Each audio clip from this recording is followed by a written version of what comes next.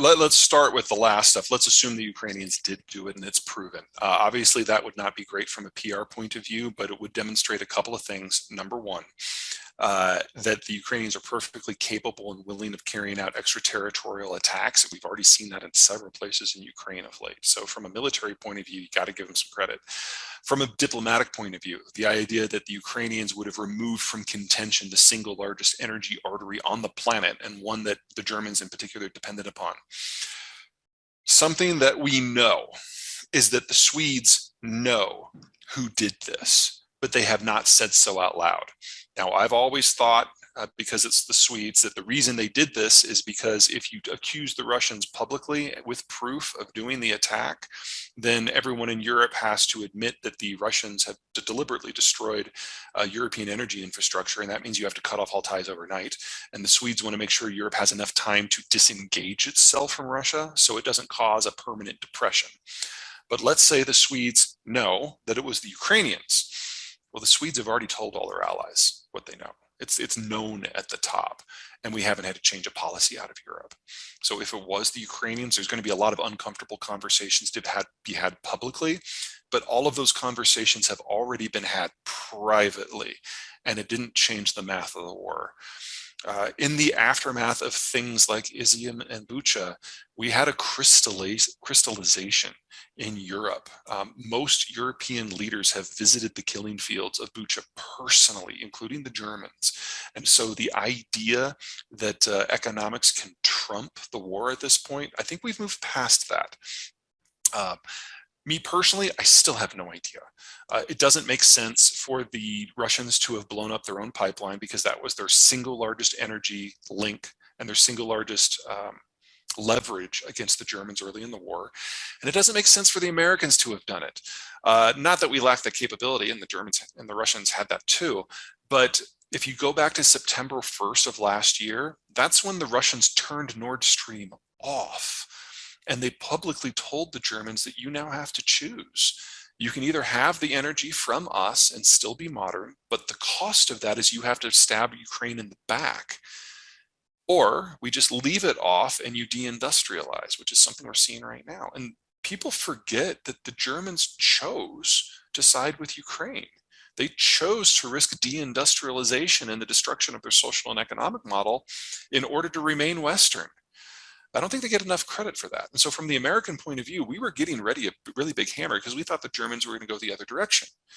When they didn't, we're like, oh, we'll just put that down. And then 2 weeks later, the pipeline was blown up. So from an American point of view, we got everything that we wanted without having to do anything. It doesn't make a lot of sense for us to then blow it up. My personal theory, I think, and it holds up a little bit better, but it's just a theory, is that Russia's Gazprom did it. Now, Gazprom is Russia's natural gas monopoly. The decision to shut off Nord Stream was made by the Kremlin. It was a political decision. And the way the contracts read for supply to the Germans is if the Russians shut off Nord Stream for any appreciable amount of time, they have to supply compensation to the Germans for the natural gas that was not shipped. And they have to do it at spot market prices, which in the aftermath of September 1 shutoff were 7 times what they were before. And so Gazprom was looking down the barrel of a 6-week period that would take every single cent of their profits for an entire year. So my guess is they blew up their own pipeline in order to trigger force majeure, but that's just a theory. Okay, that was all the second part of that. What was the first part? How long can the Russians maintain the financial coherence in the light of all the sanctions? Is that what it was? Yes. Okay. Yes. Russia celebrates national privation. So this isn't Argentina. This isn't even Turkey. This is a country that prides itself on its ability to suffer. So you have to do a lot of punishment in Russia before you hit a breaking point. And I don't think we're anywhere close to that right now. Also, I was wrong. We haven't seen disruptions out of the pipeline system so far. No one has blown up deliberately the pipelines that cross Ukraine. Oh, by the way, that's one reason why I don't think it was the Ukrainians that did it, because they have access to oil and natural gas pipelines that cross their country that are still operational that they haven't blown up. And we haven't had a problem with insurance yet. There hasn't been a single attack by any sovereign state on any Russian tanker, even though they're flowing by Ukraine and flowing by all the NATO countries on their way to India and China. And Indian and Chinese insurance has stepped into the gap to ensure coverage for this shipments. We haven't had a single incident where any of that has been called into question yet, which honestly is really, really weird, because we normally have several incidents a year across the world where shipping insurance has to pay out. So all these replacement insurance systems haven't had to yet, which is just really strange. So I stand by the forecast that this stuff is still incredibly fragile, but I'm very surprised, and have been wrong, that it hasn't happened yet. But let me layer one more concern into that. Russia is still getting income from its energy exports, but you have to think about where the stuff is. This is a picture of central Siberia. It's permafrost. Now, in the south, I realize that this is a completely alien concept, so just bear with me a little bit. Permafrost is in a territory where it's so cold that the subsoil never thaws at all. So you go down somewhere between 5 and 30 feet, and you hit a frozen layer, and ice doesn't drain. So in the summer, when things heat up, the top layer melts and you get these horizon spanning bogs.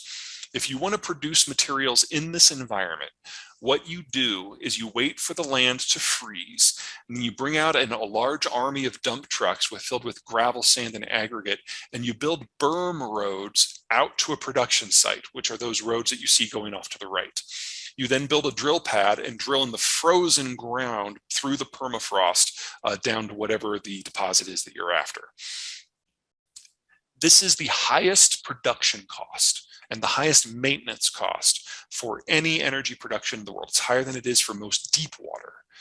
Here's the problem. Permafrost isn't just difficult to develop and maintain. The landscape also shifts. So if you get a break, a fissure where the land can drain in those summer months, you get a slip like this. Or you can get a situation where it drains down instead of laterally, and you get a sinkhole. And I put some people up there at the top so you can see the scale.